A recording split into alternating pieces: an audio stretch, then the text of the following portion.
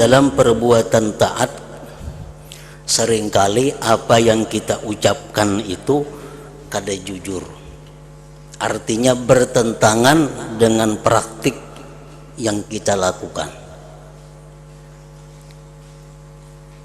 Kita ambil contoh, setiap kali kita hendak sembahyang atau memulai sembahyang, kalimat yang diucapkan adalah Allahu Akbar.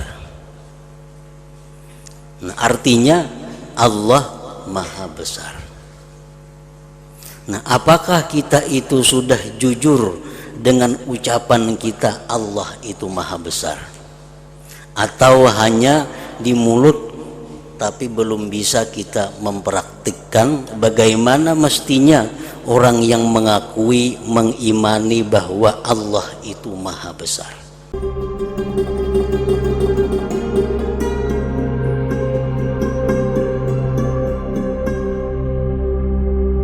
Bismillahirrahmanirrahim. Alhamdulillahirabbil alamin. Wassalatu wassalamu ala asyrafil anbiya wal mursalin sayyidina maulana Muhammadin wa ala alihi wa sahbihi ajma'in. Qala al-musannif al-imam hujjatul Islam Abu Hamid Muhammad bin Muhammad al-Ghazali rahimahullah wa nafa'ana bi ulumih. Wa amma an-naw'ur rabi' wa huwa al-munjiyat wa huwa at-taubatu wan nadamu 'ala adh-dhunub والصبر على البلاء والشكر على النعمة والخوف والرجاء والزهد بالدنيا والإخلاص والصدق بالطاعات ومحبة الله وتعظيمه والرضا بأفعاله والشوق إليه والخشوع والتواضع له. وكل ذلك ذكرناه في هذا الربع وذكرنا أسبابه وعلامته. فليتفكر العبد كل يوم في قلبه ما الذي يعوزه من هذه الصفات التي هي المقربة إلى الله تعالى، فإذا افتقر إلى شيء منها فليعلم أنها أحوال لا يثمرها إلا علوم، وأن العلوم لا يثمرها إلا أفكار. فإذا أراد أن يكتسب لنفسه أحوال التوبة والندم فليفتش ذنوبه أولا وليتفكر فيها وليجمعها على نفسه وليعظمها في قلبه، ثم لينظر بالوعيد والتشديد الذي ورد بالشرع فيها وليتحقق عند نفسه أنه متعرض لمقت الله تعالى حتى ينبعث له حال الندم إلى آخره. Arti daripada kalamul Imam Al-Ghazali rahimahullah wa nafa'ana bi ulumih. Macam yang keempat daripada beberapa macam yang perlu ditafakkurkan, yang perlu direnungkan oleh setiap orang, yaitu sifat-sifat yang menyelamatkan, al-munjiyat.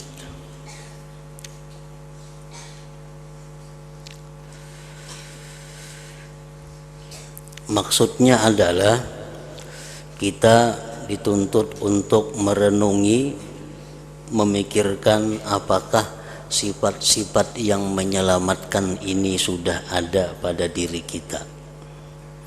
Apakah sudah bersifat diri kita ini dengan sifat-sifat yang terpuji, yaitu seperti tobat,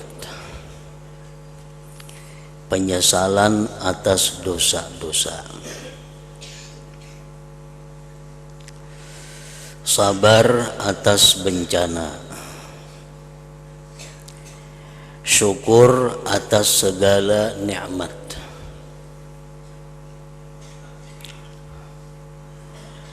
cinta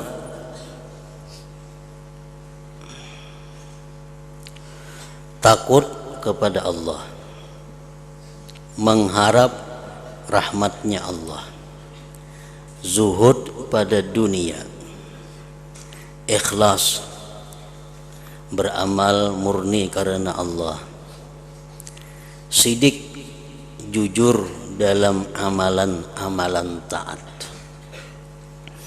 Cinta kepada Allah, mengagungkannya Allah, ridha dengan perbuatan-perbuatannya Allah, rindu kepadanya, kepada berjumpa dengan Allah, khusyuk dan tawadhu kepadanya Allah.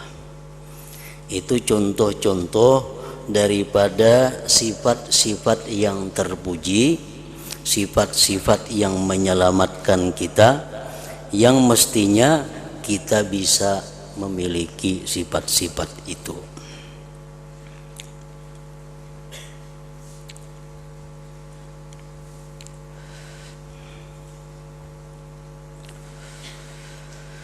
Dan masing-masing yang demikian itu telah kami sebutkan pada rubuh ini, dan telah kami sebutkan sebab-sebabnya dan tanda-tandanya. Apakah kita ini sudah tobat kepada Allah? Bagaimana caranya supaya kita bisa bertobat? Apa tanda-tanda tobat yang diterima oleh Allah? Nah, itu sudah dijelaskan. Maka hendaklah seorang hamba berpikir, tafakur, merenungi setiap hari, baik di waktu pagi atau sorenya, dalam hatinya apa yang menyulitkannya dari sifat-sifat ini yang mendekatkannya kepada Allah Ta'ala. Kalau selama ini kita belum ada tobat, apa penghalangnya? Nah, itu disuruh kita merenungi. Kalau selama ini kita belum bisa bersabar atas menerima yang tidak senang, apa yang menyebabkannya kita kada bisa bersabar? Apa yang menyebabkan kita ini belum bisa zuhud pada dunia? Apa sebabnya yang menyulitkan kita untuk bersifat sidik, bersifat jujur dalam amalan-amalan taat kepada Allah Subhanahu wa Ta'ala?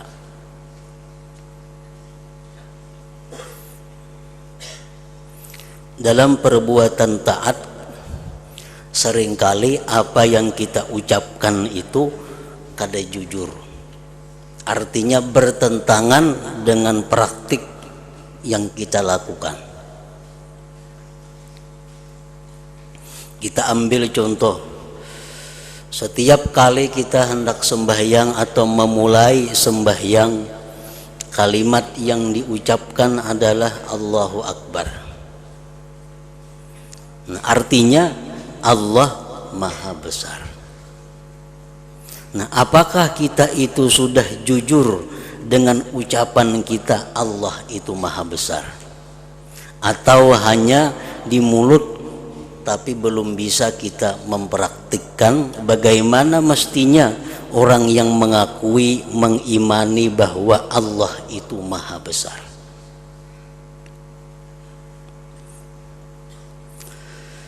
Nah, sesuatu yang maha besar itu adalah sesuatu yang menyita perhatian pemikiran kita. Itu ngarannya disebut besar. Kita ambil contoh. Esok orang hendak datang ke rumah kita menagih hutang, membawa polisi. Sudah ada kiriman suratnya, esok kena orang jam sekian datang menagih hutang. Nah, sedangkan kita ini belum ada membayarinya, kemampuan duitnya belum ada membayari. Nah, ini bisa dikatakan bahwa masalah itu masalah besar. Itu akan menyita perhatian pemikiran kita. kita makan, kita keingatan isoknya kayak apa menghadapi orang datang. Hendak guring tak pikir, di dalam WC tak pikir, di kendaraan tak pikir. Isok nih pacang datang orang menagih hutang, maka duitnya kadada, bila kada kau bayar tangkap orang. Nah itu contoh sesuatu yang besar.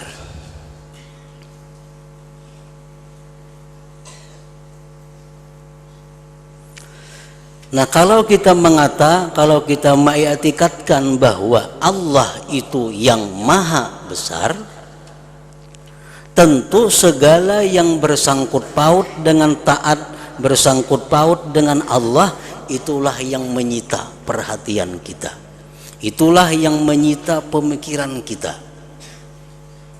Dimanapun kita berada, apapun yang sedang kita kerjakan, pikiran kita itu selalu terarah kepada Allah, kepada urusan-urusan yang bersangkut paut dengan Allah. Nah itu kalau kita jujur mengatakan bahwa Allah itu adalah maha besar. Umpamanya kita ada melakukan sesuatu perbuatan maksiat,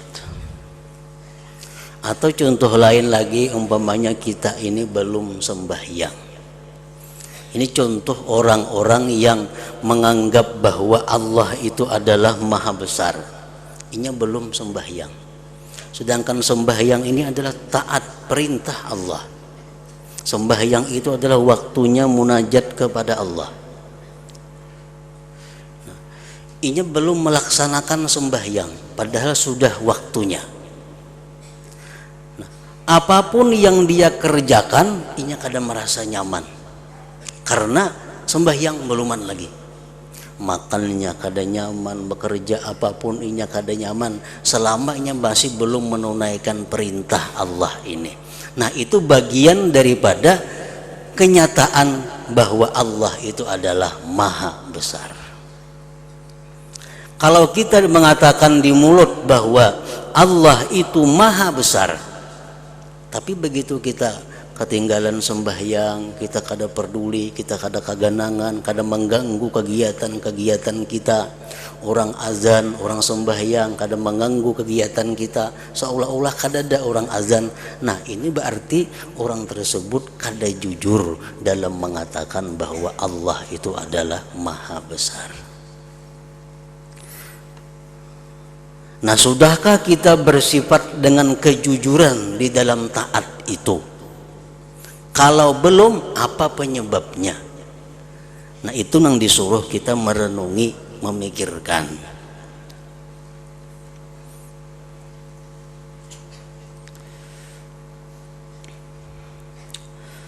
Sehari-hari kita mengatakan berapa kali a'udzubillahi minasyaitonirrajim, a'udzubillah minasyaitonirrajim.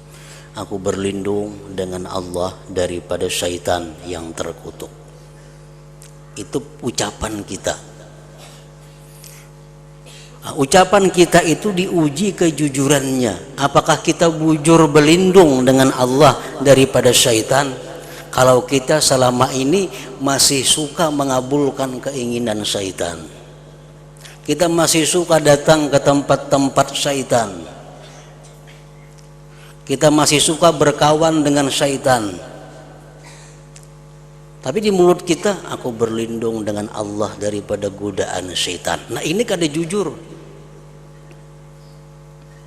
kada jujur. Karena di mulut berlindung dengan Allah dari godaan syaitan, tapi kenyataannya sehari-harinya berkawan dengan syaitan.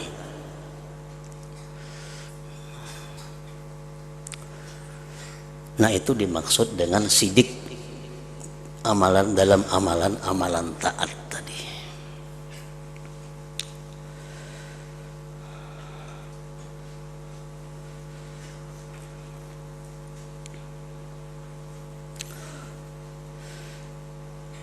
Maka hendaklah seorang hamba berpikir setiap hari dalam hatinya apa yang menyulitkannya dari sifat-sifat ini. Apa sulitnya aku jujur?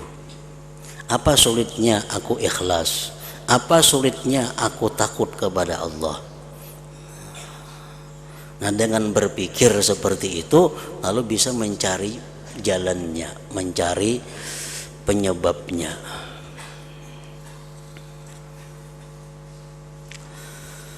Apabila ia memerlukan kepada sesuatu dari sifat-sifat ini perlu kepada sifat tobat, perlu kepada sifat ikhlas, perlu kepada sifat sidik, perlu kepada sifat khusyuk, maka hendaklah ia tahu bahwa itu adalah ahwal, bahwa itu adalah keadaan. Tobat itu keadaan. Tobat itu intinya adalah penyesalan terhadap dosa. Nah, penyesalan terhadap dosa itu satu keadaan yang tidak dibuahkan kecuali oleh ilmu. Maulah ada penyesalan dosa kalau kada punya ilmu, kada bisa. Ilmu dahulu ada, timbullah satu keadaan. Ini bahayanya dosa, timbul keadaan. Apa keadaannya orang yang menyesal? Bagaimana keadaannya orang yang menyesal? Orang menyesal maulah tertawa, kada mau. Orang menyesal maulah gembira ria, kada mau. Nah, orang menyesal itu pasti sedih, bahkan bisa menangis. Nah, itulah tobat. Tobat itu adalah penyesalan. Penyesalan itu adalah keadaan yang dibuahkan oleh ilmu. Dan bahwa ilmu itu tidak dibuahkan kecuali oleh pikiran-pikiran. Dari fikir timbul pengetahuan, dari pengetahuan timbul keadaan, dari keadaan timbullah perbuatan.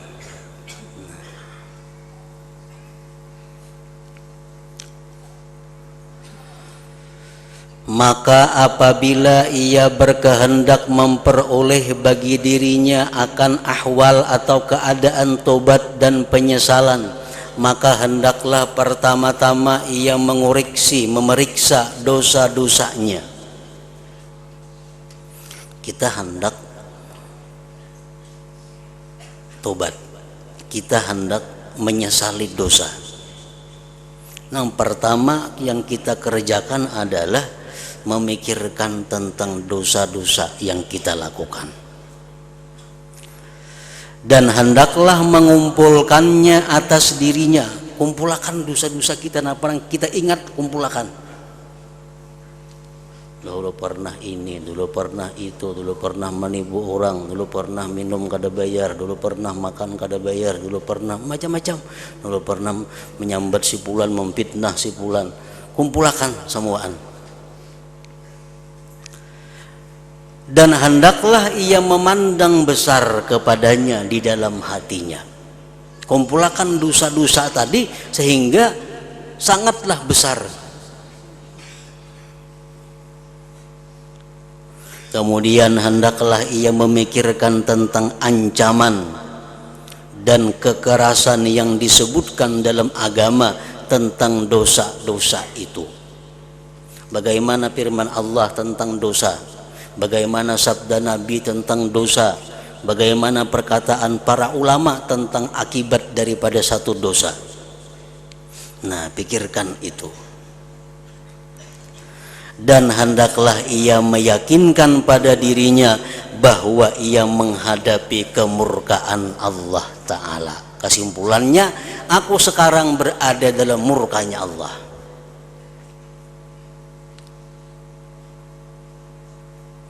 Kumpulkan semuaan dosa-dosa yang digawi sehingga terasa besarnya dosa itu. Ingat bahaya-bahaya dosa, akibat-akibat dosa. Lalu ambil kesimpulan bahwa aku sekarang berada dalam kemurkaan Allah.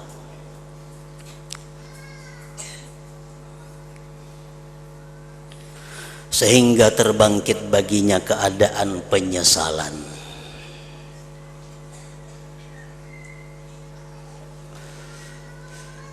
Para ulama meneliti dari berbagai macam hadis-hadis Rasulullah sallallahu alaihi wasallam tentang akibat daripada dosa yang kita kada tobat dari dosa itu.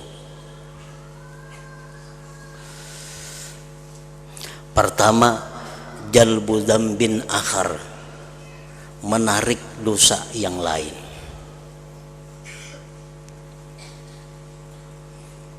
Nah, jadi satu perbuatan dosa kalau kita kada tobat kepada Allah, maka si dosa ini hidup dan menarik, mengajak kita untuk berbuat dosa lagi.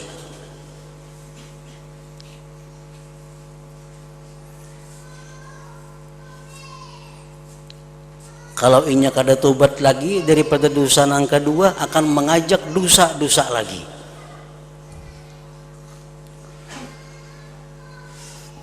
Jalbu dzambin akhar.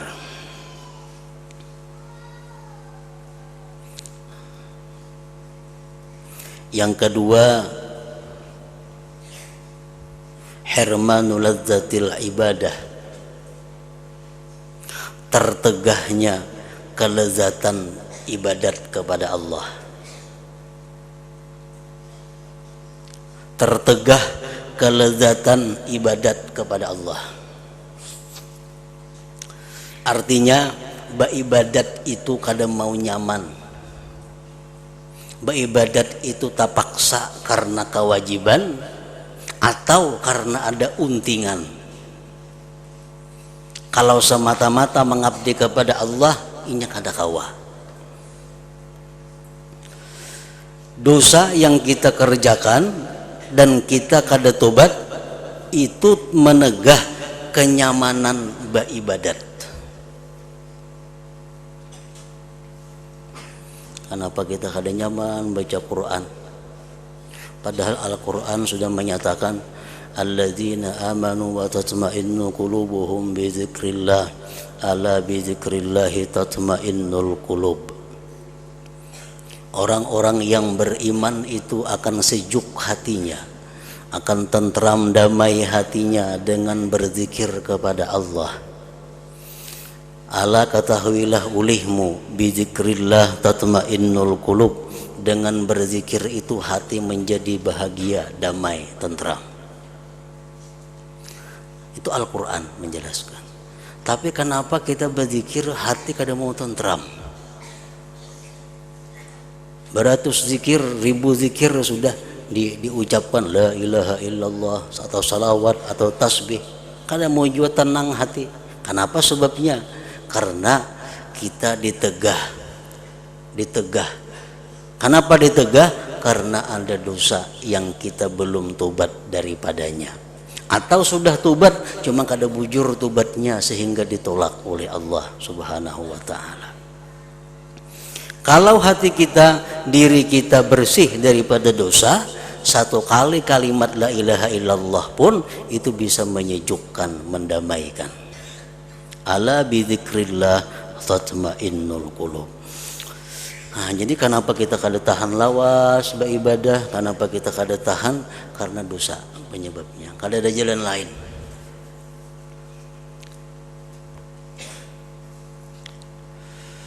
Tahrimu ladzatil ibadah. Kada kau mendengar jumlah nang banyak, orang asa banyak benar. Berapa dibaca sehari? 1000 mah banyaknya. Pada 1000 tuh paling makan waktu seperempat jam. Asa banyak benar sudah itu. Kenapa? Karena asa uyuh. Berzikir itu 1000 dianggap seperempat jam. Tapi asa banyak benar, asa uyuh benar. Kenapa? Karena ada dosa yang kada diampuni Allah. Ada dosa yang kita belum tobat. Padahal jika kita kada mau ucap zikir 1000 kali, 10.000 ya tuh kada merasa uyuh. Yang kita ucapnya lain daripada zikir, lain daripada salawat, bepandiraan, berkisahan 2-3 jam, kada merasa uyuh. Kenapa? Karena itu lain daripada ibadah. Nah, akibat dosa. Yang ketiga, akibat daripada dosa tadi, hirmanut taufik, ditegah taufik Allah. Taufik itu artinya kemudahan, kenyamanan ibadah. Taufik artinya adalah kemudahan untuk melaksanakan ibadah. Itu orang yang diberi taufik oleh Allah, ibadah apapun nyaman menggawinya, kada ada rasa berat, kada ada rasa sulit. Banyak amalan-amalan yang sudah kita tahu tapi kita kada diberi taufik oleh Allah sehingga kita kada mampu mengamalkannya. Baik dari pelajaran, baik dari buku, baik dari macam-macam, banyak macam-macam ibadah yang kita ketahui. Bila kita baca ini, bila kita baca ini ke surga, bila kita baca ini selamat dari neraka, bila kita baca ini selamat dari siksa kubur, bila kita baca ini kada kehausan di padang mahsyar. Saling banyakan, tapi kita kada kau membaca kalau kita belum ada taufik Allah. Nah, kenapa taufik Allah itu terhalang datang kepada kita? Karena dosa.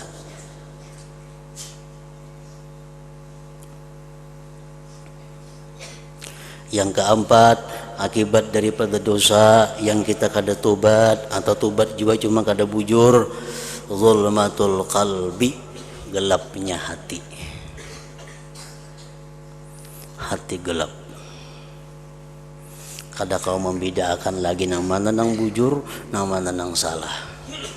Kada kau lagi membedakan nang mana suruhan Allah, nang mana suruhan syaitan. Kada kau membedakan mana nang baik, nang mana nang jahat, karena mata hatinya sudah gelap. Kenapa bisa jadi gelap hati itu? Karena ditutupi oleh dosa. Yang kelima, akibat daripada dosa itu adalah nuksanul akal, berkurangnya akal.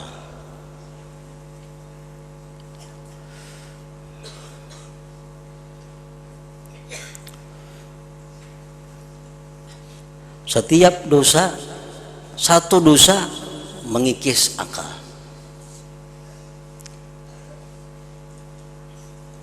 Padahal akal ini adalah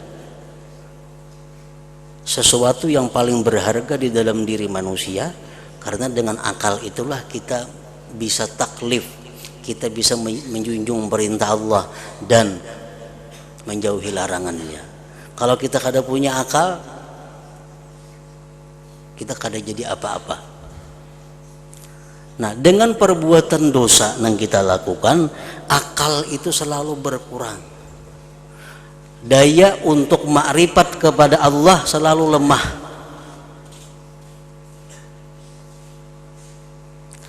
Nang keenam, akibat perbuatan dosa yang kita lakukan, hirmanul ilim, tertegah dapat ilmu. Al ilmu nurun wa nurullah la yuhda lil asi. Ilmu itu adalah cahaya kada diberikan Allah kepada orang yang maksiat.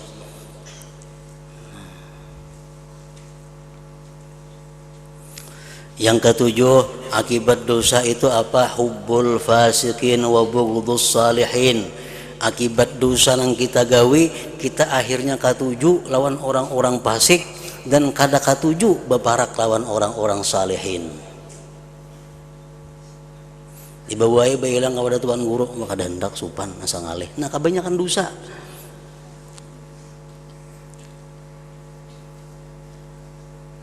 Kada katuju bebarak orang saleh, katujunya cuma bebarak lawan orang-orang fasik.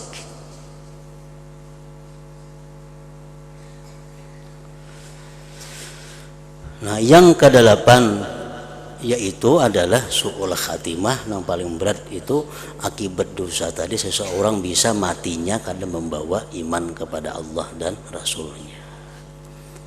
Nah, kita pikirkan itu akibat dosa, akibat dosa, akibat dosa, supaya bisa terdorong hati kita untuk tobat kepada Allah.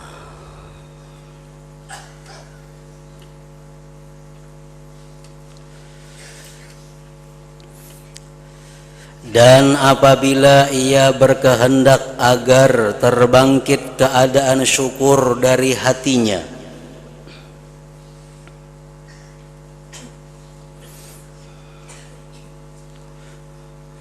maka hendaklah ia memikirkan tentang perbuatan baik Allah kepadanya dan kenikmatan-kenikmatannya yang dianugerahkan kepadanya, dan tentang melepasnya akan keilukan tutupannya atas hambanya.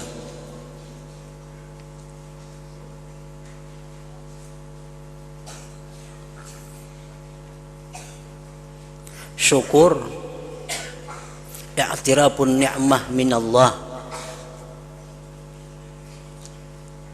Syukur itu adalah mengakui bahwa nikmat ini dari Allah. Mengakui dalam hati artinya mengakui. Sedangkan buahnya daripada syukur itu adalah sarfun ni'am ila ma fihi ridallah, menggunakan nikmat di jalan keridaan Allah.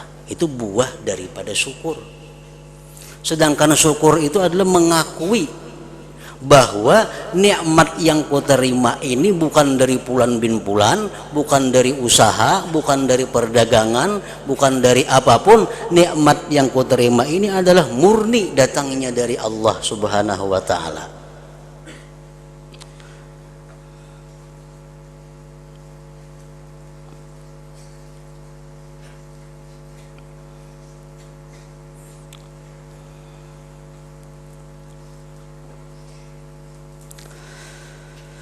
Dan apabila ia berkehendak agar terbangkit keadaan syukur dari hatinya, maka hendaklah ia memikirkan tentang perbuatan baik Allah kepadanya dan kenikmatan-kenikmatannya yang dianugerahkan kepadanya, dan tentang melepasnya akan keilukan tutupannya atasnya si hamba itu. Salah satu nikmat yang besar dari Allah adalah satrul uyub, ditutupinya aib. Ini nikmat yang besar. Menurut apa yang telah kami jelaskan sebagiannya pada kitab syukur, maka hendaklah ia menelaah yang demikian itu.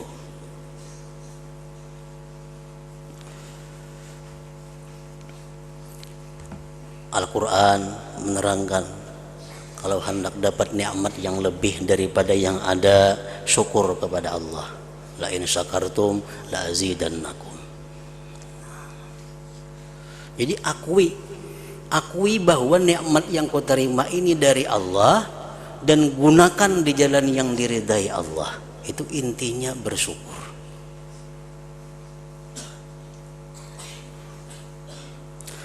Dan apabila ia berkehendak keadaan cinta dan rindu, maka hendaklah ia bertafakkur tentang keagungan Allah, keelokannya, kebesarannya, dan kesombongannya, dan demikian itu dengan memandang pada keajaiban-keajaiban hikmahnya dan keindahan-keindahan ciptaannya, sebagaimana yang akan kami isyaratkan daripadanya pada bagian kedua daripada pikir ini.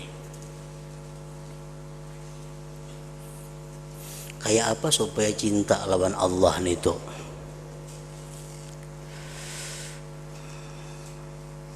Banyak caranya untuk bisa cinta kepada Allah. Antara lain dengan memandang kehebatan, keajaiban ciptaannya. Nah, ini untuk orang-orang yang sudah di makam yang lebih tinggi. Mereka itu cinta kepada Allah karena kehebatan, karena keelokan apa yang diciptakan oleh Allah Subhanahu wa taala. Lalu mereka cinta dan ingin bertemu dengan pencipta itu. Nah, untuk orang-orang yang mubtadiin, untuk orang-orang yang pemula, supaya bisa mencintai Allah itu caranya adalah menghadirkan di dalam hati kita kebaikan Allah kepada kita. Rasulullah sallallahu alaihi wasallam mengatakan, jubilatil qulub ala hubbi man ahsana ilaiha. Jubilatil qulub ala hubbi man ahsana ilaiha. tabiat hati mencintai orang yang berbuat baik kepadanya. Itu sudah tabiat hati. Kalau orang tuh berbuat baik kepada kita, berbuat baik, hari-hari berbuat baik, akhirnya hati kita cinta kepadanya. Mau kada mau. Itu tabiat hati. Oleh orang kada berisi hati. Kalau orang berisi hati, dibaiki pasti cinta. Nah, kita meyakini, kita mengetahui bahwa orang yang paling baik kepada kita, orang yang paling menolong kita, orang yang memelihara kita, tidak ada lain selain daripada Allah Subhanahu wa ta'ala. Siapa yang paling banyak, yang paling berbuat baik kepada kita lebih daripada siapapun? Allah Subhanahu wa ta'ala.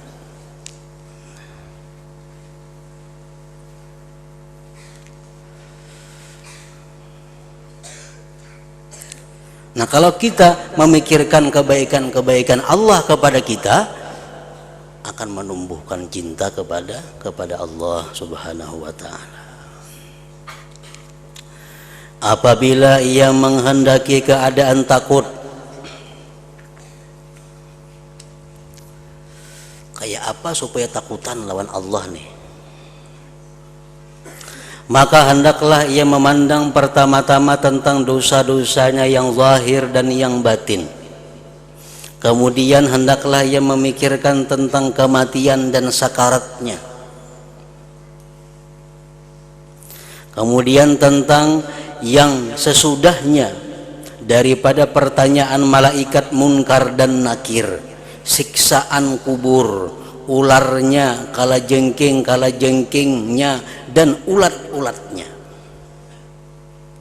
Kita pikirkan bagaimana dahsyatnya ciptaan Allah, siksaan Allah Subhanahu wa ta'ala. Kita pikirkan bagaimana maha kuasanya Allah itu kalau menghendaki sesuatu apapun jadi. Nah, supaya mau juga takutan nih hati lawan Allah ta'ala.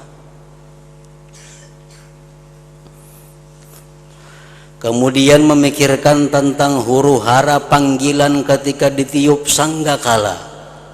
Kemudian tentang huru-hara padang mahsyar ketika dikumpulkan para makhluk di atas satu dataran.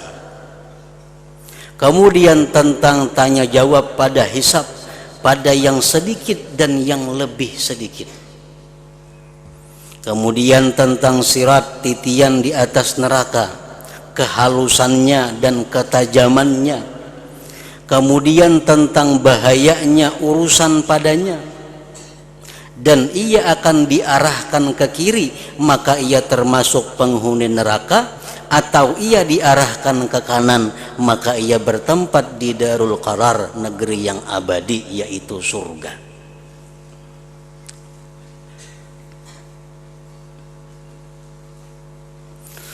Kemudian hendaklah ia menghadirkan pulang di dalam hatinya setelah huru-hara kiamat, di dalam hatinya akan bentuk neraka jahanam. Neraka jahanam yang disebutkan di dalam beberapa hadis, kalau batu ditimbai ke bawahnya 70.000 tahun hanya sampai ke dasarnya. Itulah tempat orang-orang yang maksiat kepada Allah Subhanahu wa ta'ala.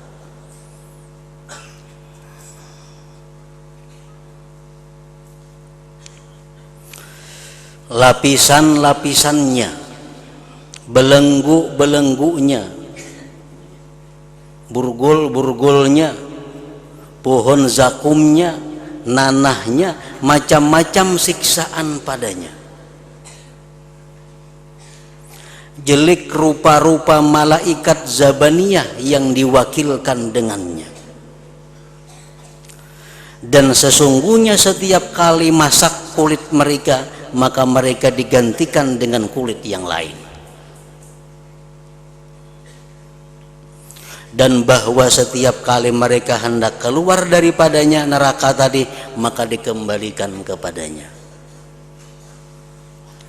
Dan bahwa mereka apabila melihatnya dari tempat yang jauh, maka mereka mendengar kemarahan dan suara nyalanya, Dan begitulah selanjutnya kepada semua yang tersebut dalam Al-Quran, dari penjelasannya tentang bagaimana dahsyatnya siksaan Allah kepada orang-orang yang tidak takut kepada Allah Subhanahu wa ta'ala. Nah, diharapkan dengan berpikir seperti itu bisa timbul khauf, bisa timbul takutan berbuat maksiat, takutan kepada Allah Subhanahu wa ta'ala. Dan apabila ia berkehendak menarik keadaan harap, maka hendaklah ia memikirkan kepada surga, kenikmatan-kenikmatannya, pohon-pohonnya, sungai-sungainya, bidadarinya, anak-anaknya, kenikmatan yang kekal dan kerajaan yang abadi. Bila mana kita cerita surga, cerita tentang kelezatan, kemewahan dan kehebatan isi surga itu, maka hati kita pasti akan tergerak untuk beribadah kepada Allah Subhanahu wa ta'ala, untuk mengharapkan mendapat rahmatnya Allah Subhanahu wa ta'ala. Nah, jadi untuk menimbulkan harap kepada Allah itu, pikirkanlah kenikmatan yang disediakan Allah kepada orang-orang yang taat.